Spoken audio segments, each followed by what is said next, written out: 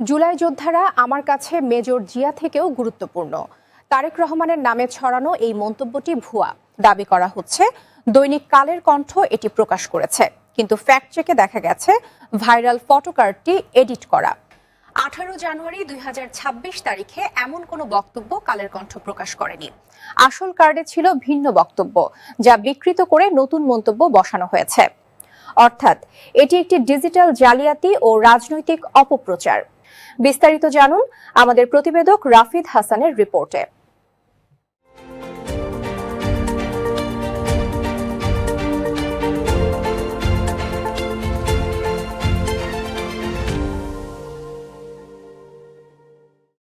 জুলাই যোদ্ধারা আমার কাছে মেজর জিয়া থেকেও গুরুত্বপূর্ণ, কারণ তারা আমার নতুন জন্মদাতা। বিএনপির ভারপ্রাপ্ত চেয়ারম্যান তারেক রহমানের নামে এমন একটি চাঞ্চল্যকর মন্তব্য সম্প্রতি সোশ্যাল মিডিয়ায় ব্যাপকভাবে ছড়িয়ে পড়েছে। দাবি করা হচ্ছে দেশের শীর্ষস্থানীয় দৈনিক কালের কণ্ঠ এই খবরটি প্রকাশ করেছে। কিন্তু তারেক রহমান কি সত্যি এমন কথা বলেছেন?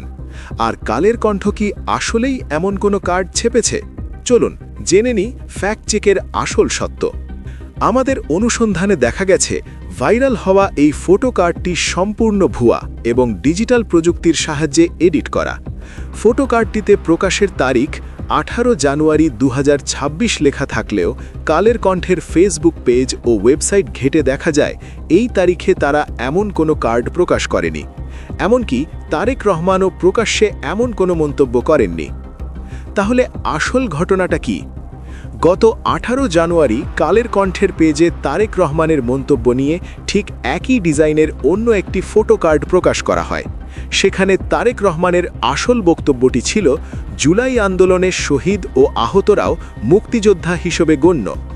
৭১-এ মুক্তিযোদ্ধারা যেমন স্বাধীনতার জন্য জীবন দিয়েছেন, তেমনি 24-এর যোদ্ধারা স্বাধীনতা সার্বভৌমত্ব রক্ষার জন্য যুদ্ধ করেছেন। সুতরাং কালের কণ্ঠের নামে ছড়ানো তারেক রহমানের এই বক্তব্যটি স্রেফ গুজব এবং রাজনৈতিক ফায়দা লোটার উদ্দেশ্যে তৈরি একটি এডিটেড ছবি। একটি ভুল তথ্য সমগ্র সমাজকে বিভ্রান্ত করতে পারে, তাই তথ্য যাচাই করুন, গুজব থেকে সতর্ক থাকুন।